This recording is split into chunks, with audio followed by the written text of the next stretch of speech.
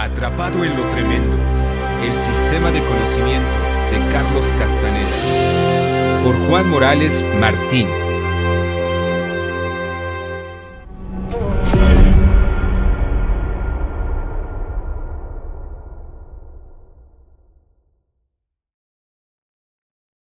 Hoy te presento un capítulo especial, Jacobo Grinberg y el círculo mágico de Almatrice. La maestra de preescolar a quien me he referido trataba a Jesucristo, con quien decía mantener línea directa, de Suso, un diminutivo que, a su manera, le acercaba a la experiencia de trabar contacto con ese ente que le infundía un sentimiento vital de protección. En lo que los hombres averiguamos si Jesucristo es un hombre de origen hebreo o arameo o griego, y luego intentamos ver cómo se escribe correctamente y en qué versículo exacto de la Biblia está citado por vez primera, para luego dirigirnos con el debido respeto hacia él, marcándonos un largo camino que nunca acabamos de recorrer en su totalidad. Las mujeres dicen, «Hola, Suso», y ya están en contacto con ese ente. Simultáneamente, observamos que la sociedad humana está liderada por los hombres y sus estructuras masculinas, y por eso se desarrolla la técnica de la materia, la ciencia de lo dual y la política del paternalismo. Los hombres nunca dirán, «Hola, Suso», sino que pondrán al Papa rodeado de vestimentas y ritos con miles de variantes, y hacen que Jesucristo sea una instancia imposible de alcanzar, excepto si el hombre se muere como los hombres dicen que hay que morir. Hombre muerto, hombre conocedor, y así nos va en Occidente. Nos dicen desde niños que vivos nunca podremos saber nada por la única razón de que no nos lo merecemos. Después de aquellos patatús místicos que le dieron a la maestra de preescolar, comenzó ésta a comprar la revista Más allá de la ciencia, todos los meses. En uno de los primeros números de 1990, apareció un aviso de la celebración de un seminario en el Palacio de Congreso de Madrid. A ese congreso, que pretendía ser sincrético, acudiría Jacobo Grinberg Silberbaum, un mexicano de origen judío, profesor de neurofisiología de la Universidad Nacional Autónoma de México, UNAM, también Antonio Karam, tibetanólogo, discípulo del lama Chogyam Trungpa y director de la Casa del Tíbet en México, y Yesler Shemer, un rabino de Tel Aviv, y don Rodolfo, un chamán mexicano que había sido estudiado por Jacobo, e Iván Ramón, otro chamán mexicano también estudiado por Jacobo, y finalmente Carlos Ortiz de la Huerta, que se anunciaba como discípulo de Carlos Castaneda, y que hablaría sobre las semejanzas de las enseñanzas de don Juan Matus y San Juan de la Cruz. Este título de discípulo de Castaneda hizo que muchos de los que habían leído la obra de Carlos Castaneda, al cual se suponía desaparecido en esta o en otras realidades, reserváramos inmediatamente un puesto en el mencionado Congreso de Madrid. Pero en esto, que leí un anuncio que advertía que Jacobo Grinberg iba a dar una conferencia en el Club de Prensa Canaria, en Las Palmas, club que a la sazón dirigía el escritor Luis León Barreto, autor de Las Espiritistas de Telde. Se lo dije a la maestra de preescolar, y fuimos ambos a atender al conferencista Jacobo. El profesor Jacobo Grinberg expuso en dicha conferencia su teoría sobre la latiz, una matriz cuyo origen teórico vinculaba, para darle cientificidad al tema, a la paradoja matemático-física de Einstein, Podolsky, Rosen, que venía a predicar algo así como que cada partícula de materia tenía su homóloga en alguna parte del universo. A partir de esta teoría, Jacobo intentaba explicar las experiencias místicas o sucesos milagrosos, como las curaciones de la curandera Pachita, de quien él había sido ayudante en México durante unos meses. Jacobo prometía intentar enseñarnos algo de lo que sabía en un cursillo que daría a la siguiente semana y, para ello, repartió en la sala un panfletito con la dirección, el teléfono y el precio para la asistencia. La maestra de preescolar y yo nos miramos y decidimos apuntarnos a ver qué pasaba. Al día siguiente, en efecto, acudí a una consulta de acupuntura situada en la calle León y Castillo, en un viejo edificio con vistas a la Bahía de la Luz. Me cobraron unas pocas miles de pesetas por la asistencia al cursillo, que tendría lugar el viernes, el sábado y el domingo en el Colegio Andalucía, situado en un agradable lugar de la isla. En efecto, acudimos al seminario de Jacobo, y allí recibimos un sincrético abanico de enseñanzas, que cubrían desde la meditación vipassana a la danza sufi, pasando por ejercicios que, decía con gran discreción Jacobo, le habían sido enseñados por Carlos Castaneda. Todavía recuerdo que uno de estos ejercicios nos reveló 2 o 3. Era algo así como apropiarse de una columna invisible delante nuestro y clavetearla con fuerza a ambos lados de nuestros cuerpos, cambiando la posición de las manos para cada lado. En aquella ocasión practicamos varias meditaciones, algunos ejercicios que entrenaban la memoria más allá de su uso ordinario, y unas salidas al patio para ejercitar pasos de poder, denominados así en alusión a la tradición de Castaneda. Uno de los ejercicios, por ejemplo, consistía en que el grupo de 30 y pico personas que constituíamos el seminario de Jacobo Grinberg fuéramos añadiendo y recitando en nuestras memorias los nombres de los otros participantes en orden a su colocación. Y aquí viene uno de mis descubrimientos posteriores. Los 30 juntamos las manos, por orden de Jacobo, y formamos un círculo. Esta es una forma de canalizar cierta energía humana en la que algunos de los participantes entran en contacto con historias, sensibilidades o entidades que, de otra manera, se hacen inaccesibles. Lo comparo a la Ouija o a la escritura automática, utilizada para contactar con entes invisibles de origen todavía inclasificado. Efectivamente, en ocasiones posteriores tuve la posibilidad de insertarme en alguna que otra rueda humana, muy utilizada en este tipo de experiencias para aunar estados meditativos internalizados y en los que esa sensibilidad de que hablo circula por las manos y se hace patente al resto de los que forman el círculo. Con posterioridad, he observado cómo emocionalmente se crean vínculos entre algunos de los participantes. Este tipo de ruedas son frecuentemente entre grupúsculos que practican la interiorización, probablemente a causa de que el efecto de vínculo se potencia. Jamás he visto que gurús o maestros poderosos como Castaneda, Sai Baba, Mahari u otros lo utilicen. Al contrario, nunca dejan que nadie se acerque a ellos. Todos mantienen su estatus, como lo mantendría el más estricto jefe de protocolo de cualquier jefe de Estado.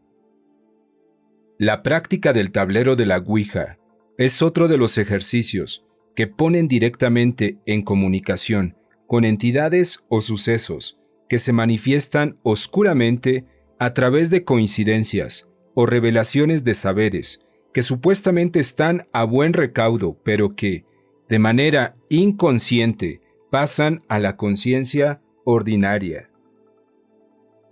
La cuestión fue que, efectivamente, estando en uno de esos círculos humanos auspiciado en aquella ocasión por Jacobo Grinberg, mi vida tomó una velocidad hasta entonces inusitada. A mi derecha estaba la maestra de preescolar. A la derecha de ella estaba un Relaciones Públicas de la compañía Iberia. Enfrente de mí estaba Jacobo. A un lado de Jacobo estaba Colastra. Un tantín más allá estaba un industrial canario de la publicidad. A su lado estaba su señora. Más al lado estaba el dueño de una librería esotérica y su señora, y así. Pero pardiez, me entró en aquel momento un dolor de cabeza tan grande que tuve que abandonar el seminario. Es lo que con posterioridad llamé migraña mágica, en tanto que constituyó una característica física con la que mi cuerpo reaccionaba inmediatamente, en aviso de acontecimientos relacionados con la cercanía a los extraños seres con los que luego trabaría contacto. Mi cuerpo inconsciente supo que algo pasó. Cuando regresé, encontré a la maestra de preescolar muy animada con el Relaciones Públicas. El librero pelulaba amigablemente, conversando con todos. Jacobo Grinberg explotaba el misterio del poder sobrenatural de quien se sabía conocedor personal del elusivo Carlos Castaneda y de muchos otros maestros de los que había aprendido innumerables ejercicios y trucos para entrenar la mente, o bien, como él decía, descubrir al observador, esa conciencia que está fuera de nuestra concreción normal. Colastra y Jacobo imprimían con su misterio el suficiente encanto a aquella reunión como para que todos tendieran a preguntarles para saber cosas desconocidas por el común de los mortales.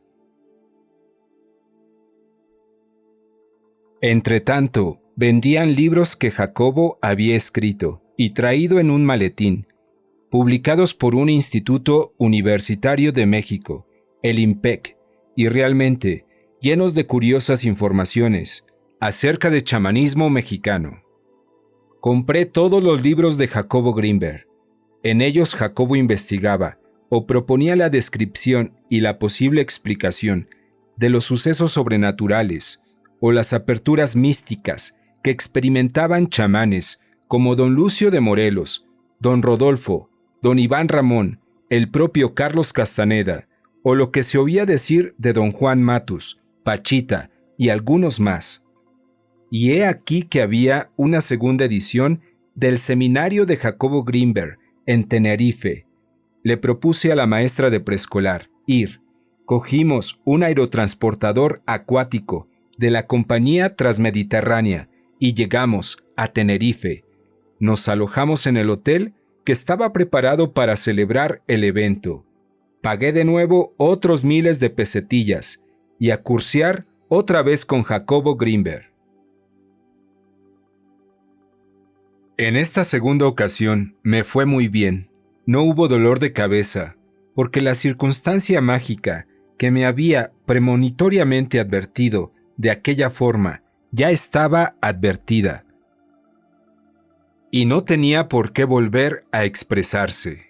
De nuevo el vipassana, de nuevo el paso de poder, y una cosa que recuerdo que era circular, todos en fila por un solar de tierra, situado al lado del hotel Tenerife Tour. Mientras circulábamos, nos concentrábamos en las manos, y con el dedo pulgar de cada mano íbamos tocando, sucesivamente, cada uno de los dedos meñique, anular, corazón e índice. Y a cada toque acompasábamos un paso, y a cada paso recitábamos audiblemente las siguientes sílabas sagradas sacadas del sánscrito: sa, ta, na, ma. Recuerdo que, pese al vacío, pese al silencio interno intentado, sa, ta, na, ma, lo memorizaba por asimilación a Satanás. Y así íbamos. Sa, ta, na, ma. Sa, ta, na, ma. Sa, ta, na. Al terminar el cursillo, nos tropezábamos la profesora de preescolar y yo con Jacobo y Colastra. Jacobo se hizo el misterioso. No quería rebajarse a hablar directamente con nosotros. O bien se trataba de que estaba ejercitando el silencio interno, pese a que ya en Las Palmas nos habíamos enterado de que recibía en el local de la Gran Fraternidad Universal para aconsejar o sanar a quien así lo solicitara, a cambio de un discreto honorario. Colastra, con los ojos como huevos, nos decía a la maestra de preescolar y a mí que se acercaban tiempos escatológicos, que lamas tibetanos, a los que todo el mundo supone gran clarividencia, se habían reunido en la pirámide de Teotihuacán, en México, junto a otros chamanes mexicanos, y que ello era señal de que la conciencia planetaria iba a dar un vuelco en pocos años. Más tarde, como veremos, sabría que el mentor de ese encuentro tibetano-mexicano había sido, en parte, Antonio Karam, y que por alguna razón de nacionalismo y espiritualidad clerical, lamas y chamanes, o sus seguidores, habían terminado al palo limpio. En esto que Antonio Karam localizó una fotografía sacada en el transcurso de esos sucesos, y en ella aparecía un punto negro. Agrandada la foto, en la parte de ese punto negro, resultó tener la forma de una especie de monstruo humanoide, con alas visto desde perfil. Y he aquí que, en casi la totalidad de los seminarios dados por Carlos Castaneda, Taisha Velar, Florinda Donner y Carol Tix, al menos hasta el último al que yo acudí en septiembre de 1996, se aludía a esa fotografía como demostración palpable de que existen unos seres llamados voladores, que están continuamente nutriéndose de nuestra conciencia de ser, que esos seres son nuestra mente, que para escapar de esos seres debemos generar el silencio interno a fin de acallar la mente, y que de otro modo no evolucionaremos, sino que terminaremos nuestros días como pastos de tales criaturas que nos tienden a modo de comida, como si constituyéramos humaneros, por hacer la paráfrasis de que los gallineros constituyen para nosotros los humanos, y que merece la pena trabajar para romper esa cadena depredatoria y escapar a otro lugar que hasta ahora no sabemos en esta realidad muy bien qué es. Al irnos de allí, de aquel lugar tinerfeño en el que se había celebrado el segundo seminario de Jacobo Grinberg, olvidé mi documento nacional de identidad. Sospeché, por mor del código de lo extraño, que aquello era una señal, una advertencia de que yo había perdido mi identidad por algo que todavía no me quedaba claro. Era el código de lo extraño y empezaba una larga aventura en la que, como menos, vería desaparecer en el camino al librero, a Jacobo Grinberg y a Carlos Castaneda, y terminaríamos separados todos nosotros.